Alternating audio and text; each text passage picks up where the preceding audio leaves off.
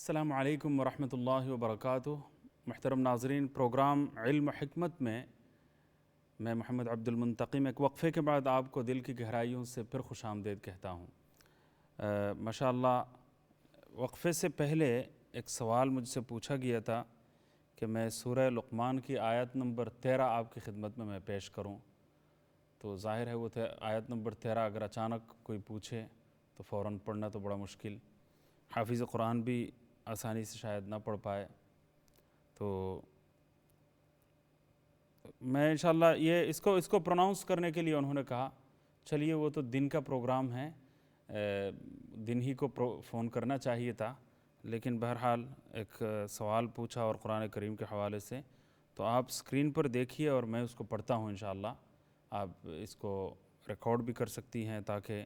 قرآن کریم کا تلفظ جو ہے درست ہو جائے۔ میں پڑھتا ہوں آیت نمبر 13 اور سکرین پر دیکھیں آپ انشاءاللہ۔ وہ اس سے پہلے وَإِذْ کا لفظ رہ گیا ہے۔ بسم اللہ الرحمن الرحیم۔ وَإِذْ قَالَ لُقْمَانُ لِابْنِهِ وَهُوَ يَعِظُهُ يَا بُنَيَّ لَا تُشْرِكْ بِاللَّهِ إِنَّ الشِّرْكَ لَظُلْمٌ عَظِيمٌ۔ وَإِذْ قَالَ لُقْمَانُ لِابْنِهِ وَهُوَ يَعِظُهُ يَا بُنَيَّ لَا تُشْرِكْ بِاللَّهِ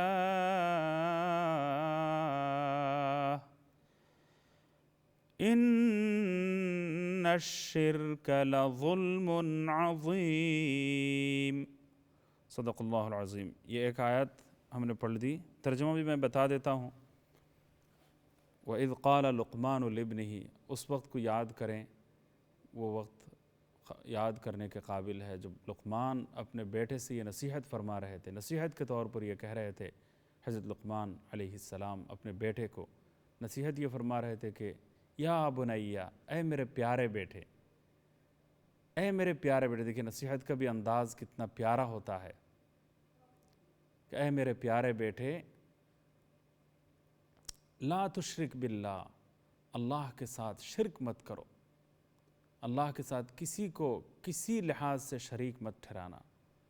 ان الشرک لظلم عظیم، بے شک شرک بہت بڑا ظلم ہے، ظلم عظیم ہے، یہ سب سے بڑا ظلم ہے، تو سب سے بڑا گناہ اگر ہے وہ شرک ہے۔ تو اللہ تعالیٰ نے اپنے لیے اصول مقرر فرما دیا ہے کہ دوسرے سارے گناہ اللہ تعالیٰ معاف فرما سکتا ہے، لیکن شرک جو گناہ ہے ایسا گناہ ہے کہ اس کو اللہ تعالیٰ معاف نہیں فرمائے گا، اللہ یہ کہ زندگی ہی میں جیتے جی اس شرک سے کوئی توبہ کر لے اور ایمان لے آئے، تو یہ اللہ کی ذات کے خلاف جو ہے، وہ اللہ کی ذات کی جو رٹ کو چیلنج کرنے کے مترادف ہے۔ کوئی بھی ملک اس کو برداشت نہیں کرتا کہ اس ملک کی جو رٹ کو کوئی چیلنج کر دے تو وہ ناقابل معافی جرم ہوتا ہے، اللہ یہ کہ وہ چھوڑ دے اس بات کو یا توبہ کر لے تو بات ٹھیک ہے، لیکن اسی گناہ پر اگر قائم رہے اور یہ سوچے کہ معافی ہو جائے گی اور اسی حالت میں کسی کا انتقال ہو تو اللہ تعالیٰ معاف نہیں فرمائے گا، تو بہت خطرناک بات ہے۔ حضرت لقمان علیہ السلام کی جو باتیں ہیں، لقمان حکیم کی باتیں، وہ حکمت آموز ہیں، سبق آموز ہیں اور حکمتوں سے لبریز ہیں ہر بات، اور سورہ لقمان میں وہ نصیحتیں ماشاءاللہ ہمارے لیے موجود ہیں، تو ضرور اس سورت کا بھی مطالعہ ہونا چاہیے، اور حضرت لقمان کی جو باتیں قرآن کریم نے ہمارے لیے نصیحت کے طور پر بیان کی ہیں ان سے بھرپور طریقے سے فائدہ اٹھانے کی ضرورت ہے۔ اللہ تعالیٰ دین کی باتوں کو سمجھنے کی ہم سب کو توفیق عطا فرمائے۔ بہت اہم بات میں عرض کر رہا تھا کہ مسلمانوں میں آپس میں اختلافات اور پھوٹ کی وجہ سے زوال مقدر بنا ہوا ہے، پستی ہمارا پیچھا نہیں چھوڑ رہی، اور قرآن کریم کو چھوڑنے کے نتیجے میں یہ صورت اور یہ شکل پیدا ہو رہی ہے۔ قرآن کریم کو چھوڑنا پستی کا بڑا سبب ہے، اتحاد اور اتفاق کا نہ ہونا اور آپس کے اختلافات، لڑائیاں، جھگڑے، وہ اختلافات کا وہ پستی کا سبب ہے۔ قرآن کریم نے بیان فرمایا کہ تم اگر آپس میں الجھ جاؤ، متحد نہ رہو، تو پھر کیا ہوگا؟ فَتَفْشَلُوا وَتَذْهَبَ رِيحُكُمْ، تمہاری ہوا اکھڑ جائے گی، تم تتر بتر ہو جاؤ گے، تم منتشر ہو جاؤ گے، تمہاری طاقت ختم ہو جائے گی، تمہاری قوت ختم ہو جائے گی، تمہاری ہوا نکل جائے گی۔ آج یہی ہو رہا ہے۔ آج پوری دنیا میں ہم یہ بات دیکھ رہے ہیں کہ 58 مسلم ممالک ہیں، دنیا کے بالکل بیچوں بیچ وہ تمام ممالک واقع ہیں۔ جنگی اعتبار سے بھی اگر دیکھا جائے تو ان کا محل وقوع، جو جغرافیائی محل وقوع ہے، لوکیشن ہے۔ آج کل تو محل وقوع بھی کوئی نہ سمجھے، شاید لوکیشن کہوں تو شاید لوگ آسانی سے سمجھ جائیں۔ تو ہاں، جغرافیائی محل وقوع قابل رشک ہے۔ ایسا جغرافیائی محل وقوع ہے کہ دوسروں کی رال ٹپکے گی اس سے، یعنی دنیا کے نقشے میں بالکل بیچوں بیچ، مشرق سے لے کر مغرب تک ایک ہی لڑی میں پروئے ہوئے یہ 60 کے قریب ممالک ہیں، 60 کے قریب ریاستیں ہیں۔ تو آپ اندازہ لگائیے کہ پورا عالم اسلام سیسا پلائی ہوئی دیوار کی طرح متحد ہو جائے، متفق ہو جائے، تو جنگی اعتبار سے یہ کہا جاتا ہے کہ اس سے بہتر پوزیشن میں اور اس سے زیادہ بہتر کسی لوکیشن میں، محل وقوع میں کسی اور مذہب کے پیروکاروں کے ممالک نہیں ہیں۔ یہ مسلمانوں کو اللہ تعالیٰ نے ایسا محل وقوع عطا فرمایا ہے کہ اس پر اللہ تعالیٰ کا جتنا بھی شکر ادا کیا جائے کم ہے۔ پھر موسم کے اعتبار سے اگر دیکھا جائے تو آپ حیران رہ جائیں گے، مشرق سے لے کر مغرب تک اب ان گرم ممالک میں لوگ جاتے ہیں، جانا پسند کرتے ہیں، کیونکہ اتنا زیادہ کپڑا پہننا نہیں پڑتا اور اتنی پریشانیاں اٹھانی نہیں پڑتی اور برف باری نہیں ہوتی اور زندگی معطل ہو کر نہیں رہ جاتی۔ آپ مڈل ایسٹ کے کتنے ممالک ہیں، ان میں آپ دیکھیے گا کہ یورپین لوگ جو ہیں، جن کو اللہ تعالیٰ نے استطاعت زیادہ دی ہے، وہ وہیں کے ہو کر رہ گئے، اپنی زندگی کا بقیہ ایام جو ہے وہی گزار رہے ہیں، کیونکہ وہاں کا موسم ان کو اور زیادہ راس آیا ہوا ہے، سردی کی مشکلات نہیں ہوتی، برف باری کی مشکلات نہیں ہوتی، اور ساری زندگی کی سہولیات ماشاءاللہ موجود ہیں۔ تو موسم کے اعتبار سے اگر دیکھا جائے تو نظام زندگی معطل ہو جانے والا موسم کہیں پر بھی نظر نہیں آتا۔ پاکستان کے بعض علاقوں میں چند دنوں کے لیے یہ بات پیش آتی ہے، لیکن بحیثیت مجموعی پورا ملک ایسا نہیں ہوتا کہ مفلوج ہو کر رہ جائے۔ تو موسم کے اعتبار سے بھی یہ کہا جاتا ہے کہ ہم سب سے زیادہ اچھا موسم رکھنے والے ممالک میں کے باشندے ہیں۔ پھر آپ دیکھیے گا کہ دنیا کی جو گاڑی اس وقت چل رہی ہے، تو دنیا کی گاڑی کو چلانے کے لیے سب سے مؤثر جو چیز ہے وہ ہے پیٹرول، جس کو زر سیال کہا جاتا ہے، بہتا ہوا سونا کہا جاتا ہے، زر سیال کہا جاتا ہے۔ تو زر سیال اور بہتا ہوا سونا، جس کے بغیر دنیا کی کارکردگی معطل ہو کر رہ جائے، نظام زندگی مکمل طور پر مفلوج ہو جائے، سارے کارخانے بند ہو جائیں، فیکٹریاں بند ہو جائیں، ترقی کی ساری شاہراہیں رک جائیں اور نظام زندگی معطل ہو جائے، جس کو بہتا ہوا سونا یا زر سیال کہا جاتا ہے، اس پیٹرول کے خزانوں پر مسلمانوں کو تقریباً اجارہ داری حاصل ہے، منوپولی حاصل ہے۔ آپ اندازہ لگائیے کہ دنیا کی سب سے قیمتی اشیاء مسلمانوں کے پاس ہیں۔ پھر قدرتی وسائل سے یہ خطہ مالا مال ہے، ہمیں پتہ نہیں ہے کہ کیا کیا چیزیں ہیں، اور دوسرے ملکوں کے پاس یہ زمینیں ہوتی تو ان زمینوں سے شاید لعل و جواہر برآمد ہوتے، وہ زمینیں سونا اگل رہی ہوتی اور ان کی معیشت کی ترقی عروج پر ہوتی۔ لیکن یہ سارے قدرتی وسائل مسلمانوں کے پاس موجود ہیں، اور اسی کے ساتھ محل وقوع کے اعتبار سے بھی قابل رشک محل وقوع مسلمانوں کو حاصل ہے، قدرتی وسائل سارے ان کے پاس ہیں، جنگی اعتبار سے بھی بہترین محل وقوع ہیں، اور 60 کے قریب ریاستیں مسلمانوں کے ہاتھ میں ہیں، اور تاریخ میں مسلمانوں کی اتنی بڑی تعداد کبھی بھی نہیں رہی ہے جتنی بڑی تعداد آج مسلمانوں کی اس دنیا میں موجود ہے۔ تو بحیثیت مجموعی انسانی آبادی میں مسلمانوں کی تعداد ماضی کے ہر دور کے مقابلے میں آج زیادہ ہے، ملک بھی زیادہ ہے، قدرتی وسائل بھی زیادہ ہیں، محل وقوع بھی زبردست ہیں، قدرتی وسائل سے بھی مالا مال ہیں، اور پھر اللہ تعالیٰ کی قرآن کریم کی دولت، جناب نبی کریم صلی اللہ علیہ وسلم کی سنت اور حکمت کی دولت سے یہ امت مالا مال ہے، نظام زندگی اس کے پاس ہے، شاہراہ حیات اس کے پاس ہے، انسانیوں کی گتھیاں سلجھانے کا ہنر ان کے ہاتھ میں ہے۔ کسی نے کیا خوب بات کہی تھی کہ ایک آدمی ایسا ہے کہ بھوک کی وجہ سے وہ مرا جا رہا ہے، بھوک کی وجہ سے وہ چیخ رہا ہے، چلا رہا ہے کہ بھوک کی حالت میں ہوں اور پیاس کی حالت میں ہوں،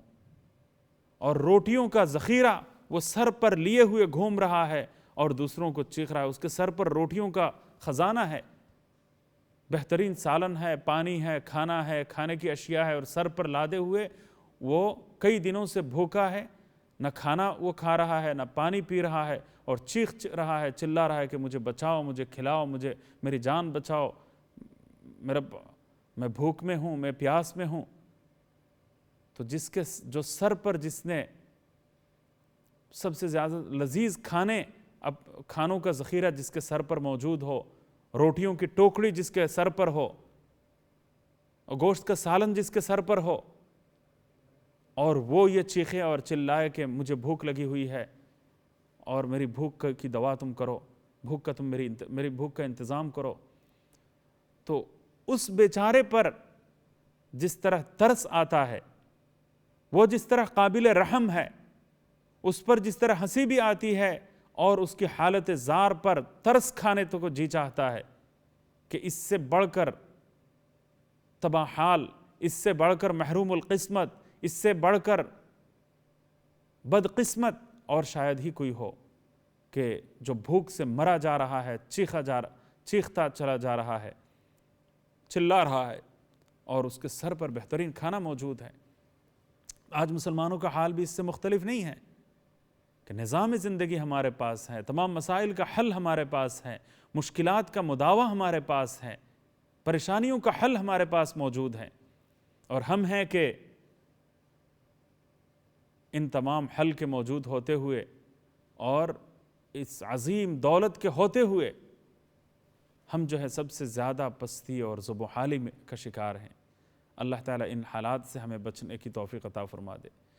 تو جن کے پاس مادی وسائل کی بھی کمی نہیں ہے، اچھا، اس سے آگے بڑھ کر میں آپ کی خدمت میں یہ بات عرض کرنا چاہوں گا کہ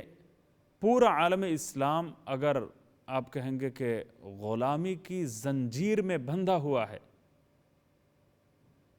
تو یہ بات بے جا نہیں ہوگی، اور